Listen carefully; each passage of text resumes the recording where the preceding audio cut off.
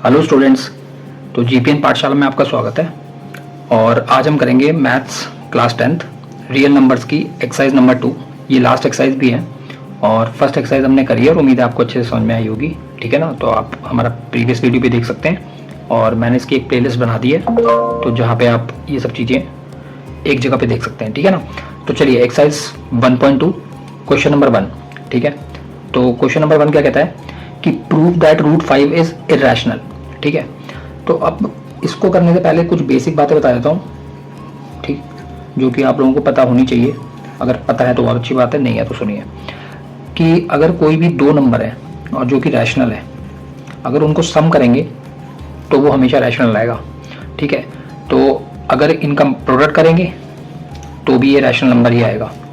तो ये कुछ चीज़ों का फ़ायदा उठा के और इनको अप्लाई करके हम बहुत इजीली इनको सॉल्व करेंगे। ठीक है ना।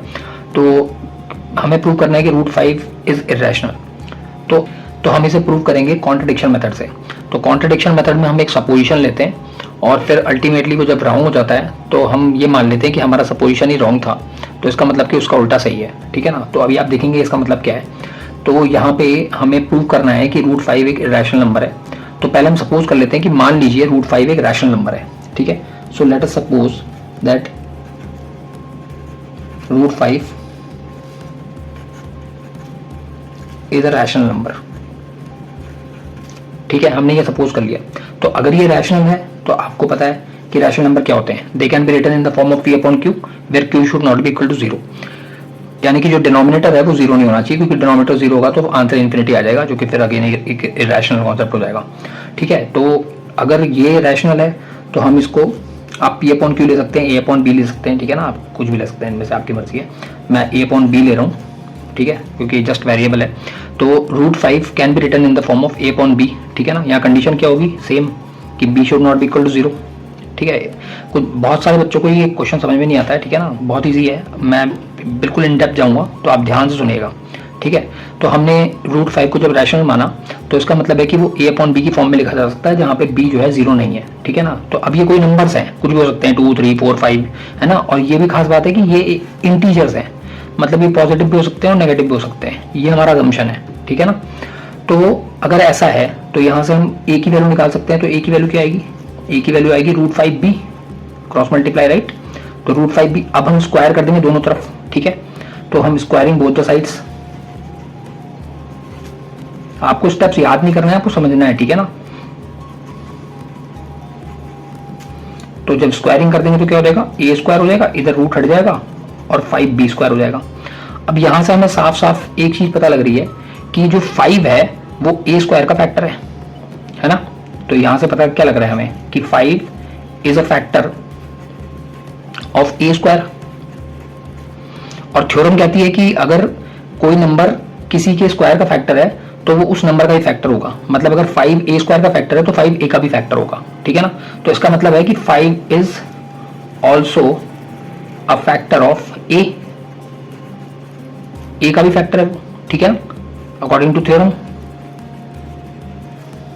ठीक है। ये मैंने अपनी वीडियोस में बताई हुई है। सबसे पहली जो वीडियो है इसकी, उसमें जो है मैंने थ्योरी बताई हुई है पूरे इस चैप्टर की, तो वहां पे आप देख सकते हैं। तो 5 is also factor of a। ठीक है ना। तो यानी कि 5 a का फैक्टर हो गया। अब अगर ऐसा है, अगर 5 a का फैक्टर है तो इसका मतलब हम a इक्वल टू एक कोई नया इंटीजर ले सकते हैं c। तो a को लिख सकते हैं हम 5c की तरह। देखिए इस बात को समझने में थोड़ी मुश्किल होती है, मैं इसको एग्जांपल से समझा देता हूँ कि मान लीजिए कि a जो है, हम कुछ नंबर ले लेते हैं जो 5 से डिवाइड हो जाते हैं, 5 10 15, हमने ये ले लिया। ठीक है ना। तो आप यहाँ पे देखिए कि अगर a की वैल्यू 5 है तो ये 5 इंटू 1 है ना। तो यहाँ पे जो c है उसकी वैल्यू 1 है, 5 तो एज इट इज है। ठीक है। अगर आप 10 लेते हैं सेम तरीके से तो 10 इज इक्वल टू हो जाएगा 5 इंटू 2 इंटू 1, यानी कि ये रहा 5, और जो c है उसकी वैल्यू 2 इंटू 1 है, यानी कि 2 है। तो यानी कि c वो नंबर है, वो इंटीजर है जो कि 5 के बाद के सारे जो है चीजों को इक्वलेट करेगा। ठीक है ना, समझ गए आप। तो ये हमने a इक्वल टू 5c ले लिया। ठीक है। अगर ऐसा है तो हम a इक्वल टू 5c लिख सकते हैं। ठीक है। अब यहाँ पे जो ये वैल्यू आई है, आप इसको मान लीजिए, इस वाले को मान लीजिए इक्वेशन 1। ठीक है ना। और अब जो ये वैल्यू आई है कि a इक्वल टू 5c, उसको हम उठा के यहाँ पे a की जगह पे डाल देंगे। ठीक है। यानी कि 5c को हम a स्क्वायर की जगह पे लिखने वाले हैं। ठीक है। ओके, तो जब हम ये लिखेंगे, इसको डालेंगे, तो ये हो जाएगा ए स्क्वायर, यानी कि ये हो जाएगा 5 स्क्वायर सी स्क्वायर, 5c का होल स्क्वायर मतलब, and equal to 5b square. Solve करिए इसे, 5 का स्क्वायर 25 और c का स्क्वायर, तो यानी कि 25c square is equal to 5b square, right. तो जो 5 है, ये 5 यहां से कट जाएगा ना, ये 5 हो जाएगा, ठीक है। तो यहाँ पे क्या हुआ, जो b स्क्वायर है that is equal to 5c square, ठीक है ना। अब अगेन इस वाले कॉन्सेप्ट की तरह जो ऊपर हमने देखा था यहाँ पे, ठीक है। तो इसका मतलब है कि जो 5 है that is also factor of b square, तो यानी कि 5 is a factor of b square, है ना। और अगर ऐसा है तो 5 is also a factor of b, also a factor of b, यानी कि 5b का भी फैक्टर है, राइट। तो अब यहां पे हम इस वाले को इक्वेशन नंबर 2 बना लेते हैं, ठीक है ना। ये 1 है, ये 2 है। तो यहां पे हम क्या देख रहे हैं कि हो सकता है कि स्क्रीन से बाहर हो, तो इसलिए मैं दिखा देता हूं कि हमने 1 किसको माना है, ठीक है। हमने इसको 1 माना था, ठीक है। तो अब हम क्या देख रहे हैं कि 1 और 2 के अकॉर्डिंग क्या है कि 5 is a factor of a and b both, है ना। और हमने माना था कि जो a और b है वो इंटीजर्स हैं और वो को प्राइम है, यानी कि उनके कोई फैक्टर ही नहीं है, ठीक है ना। ये हमने शुरू में अज्यूम किया था कि a और b जो हम ले रहे हैं a अपॉन b, वो क्या होते हैं, वो इंटीजर्स होते हैं, ठीक है, और वो को प्राइम्स होते हैं। बट यहाँ तो भैया 5 फैक्टर निकल के आ रहा है इनका, राइट। तो इट मीन्स आवर अजम्पशन क्या था,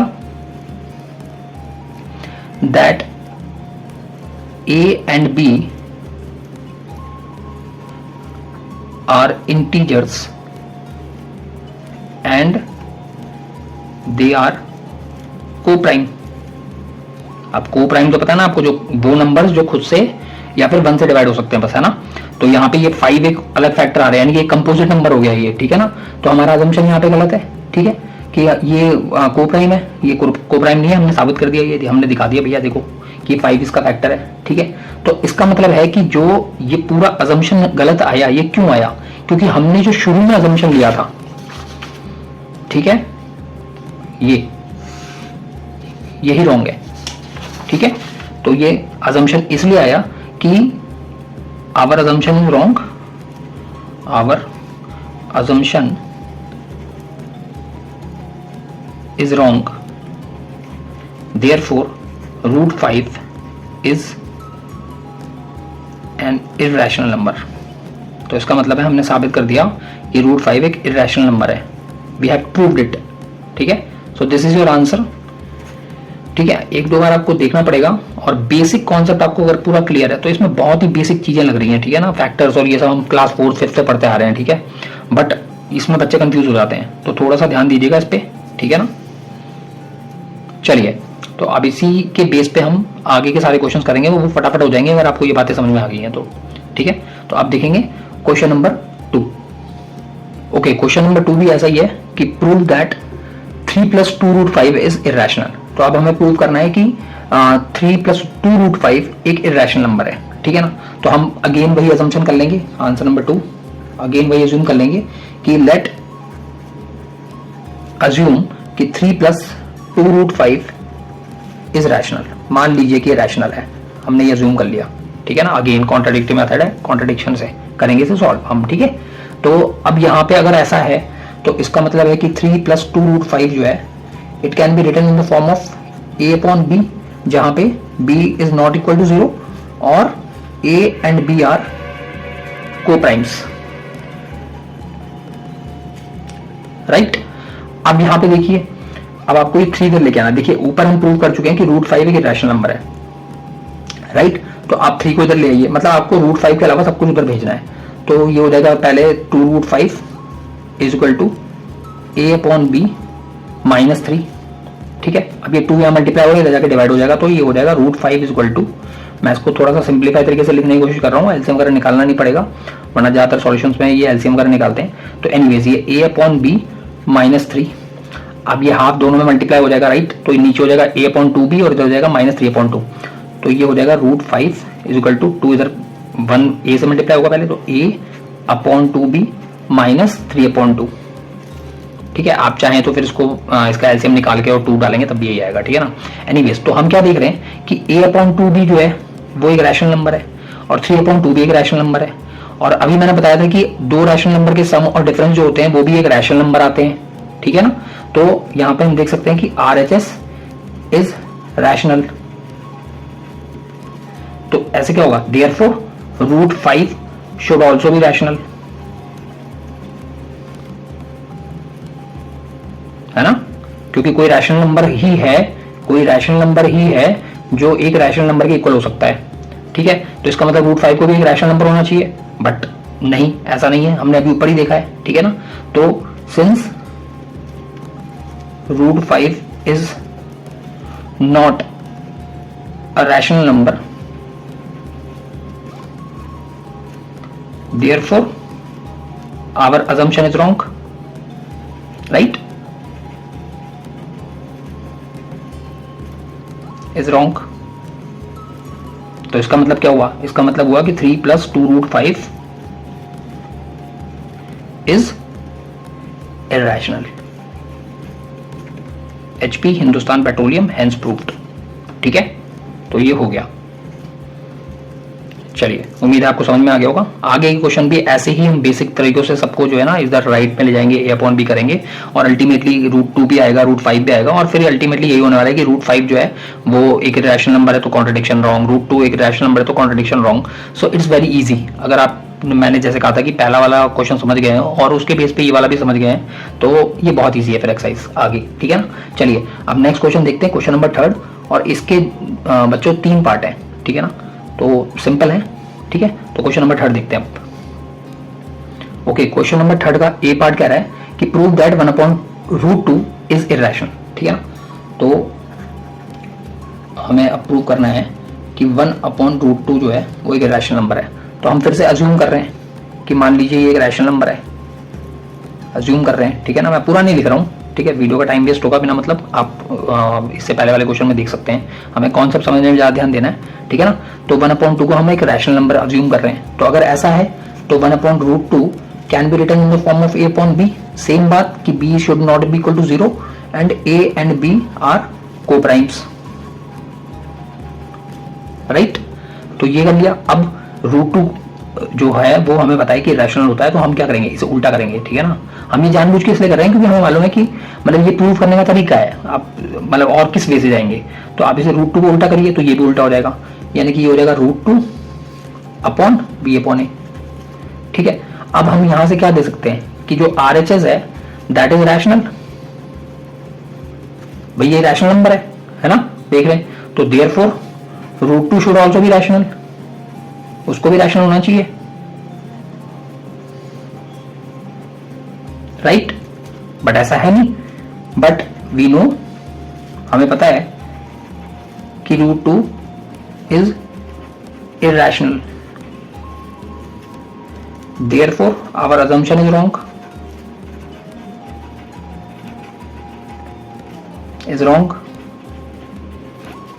hence 1/√2 is irrational,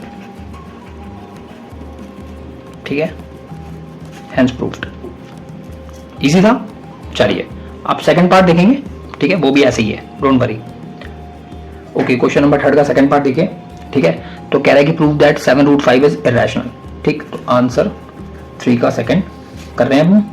तो फिर से हम वही अज्यूम करेंगे, लेट अस अज्यूम कि 7√5 इज अ रैशनल नंबर। तो इसका मतलब कि 7√5 को a/b की फॉर्म में लिखा जा सकता है ना, जहां पे वही सब बातें हैं कि b should not be equal to 0 और a and b are co primes, ठीक है ना। तो अब 7 को इधर ले आइए तो √5 इज इक्वल टू हो जाएगा a/7b। अब भाई देखो यहाँ पे b 0 नहीं है, ठीक है ना। तो और ये नीचे मतलब कि किसी भी कंडीशन में जब 7 से मल्टीप्लाई करेंगे तो हम 0 नहीं हो पाएगा ये, है ना। तो यही कंडीशन होती है कि नीचे 0 नहीं होना चाहिए, तो यहाँ पे नीचे 0 नहीं है। तो इसका मतलब क्या हुआ, इसका मतलब है कि जो RHS है that is rational, right hand side जो है वो रैशनल नंबर है ना। तो इसका मतलब कि √5 शुड ऑल्सो बी रैशनल,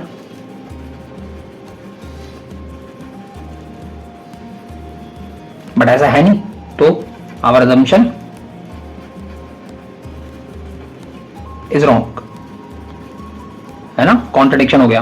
तो इसका मतलब क्या है कि देयरफॉर 7√5 इज इर्रेशनल नंबर। ठीक है, ये भी प्रूव हो गया।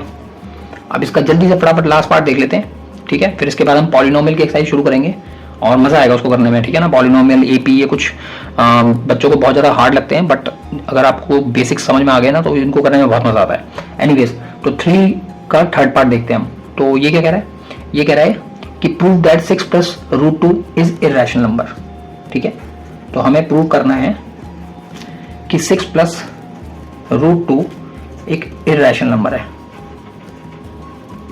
ठीक है, ये प्रूव करना है हमें। Got it. तो यहां पे हम फिर से वही अज्यूम करेंगे कि 6 + √2 इज अ रैशनल नंबर। ठीक है ना, ये हमने क्या करा है, ये हमने अज्यूम करा है, सपोज करा है। ठीक है, तो इसका मतलब 6 + √2 can be written in the form of a/b। फिर से वही बात, b और वो सब मैं लिख नहीं रहा दोबारा, ठीक है, बहुत बार लिख चुके हैं ये, तो आपको ये लिखना है। ठीक है, तो यही सब लिखना है ऊपर। ठीक है, तो ये इसके बराबर हो गया। अब फिर से √2 को यहाँ छोड़िए, इसको इधर लेके आइए, तो क्या हो जाएगा, ये √2 = a/b - 6। ठीक है, अब 6 का मतलब है 6/1, यानी कि ये भी रैशनल है, ये भी रैशनल है। तो यहाँ पे हम क्या देख रहे हैं कि राइट हैंड साइड रैशनल है, RHS इज रैशनल, है ना, रैट लिख दिया मैंने। चलिए, RHS इज रैशनल नंबर, ठीक, बट वी नो कि √2 इज एन इर्रेशनल नंबर। हमें पता है कि √2 एक इर्रेशनल नंबर होता है। ठीक है, तो हमारा assumption is wrong, hence 6 + √2 is irrational, sorry, irrational, hence proved. तो यार ये लोग मतलब कुछ भी दे सकते हैं, राइट, ये कोई कंपल्शन नहीं है कि यही होगा, यहाँ पे 7 हो सकता है, यहाँ पे √2 की जगह √5 हो सकता है, एंड ऑल दैट। तो आपको लेकिन कॉन्सेप्ट ये लगाना है। ठीक है, तो बच्चों ये सेकंड एक्सरसाइज और ये कंप्लीट चैप्टर खत्म हो गया है। ठीक है, और उम्मीद है आपको मतलब मेरे कॉन्सेप्ट समझ में आ रहे होंगे। ठीक है, और आपको मैथ्स में हेल्प मिल पाएगी। ठीक है, तो और जो आपके साथ वीक स्टूडेंट्स हैं उनके साथ भी इस वीडियो को शेयर करिएगा। चलिए, अब हम नेक्स्ट वीडियो में मिलेंगे जहाँ पे हम पॉलिनोमियल्स की थ्योरी को समझेंगे पहले, ठीक है ना, उसका कॉन्सेप्ट समझेंगे पहले, तो उसके बाद की वीडियोस में फिर हम उसकी एक्सरसाइज को सॉल्व करेंगे। ठीक है, तो चलिए अब आपसे मिलते हैं नेक्स्ट टाइम। Thank you.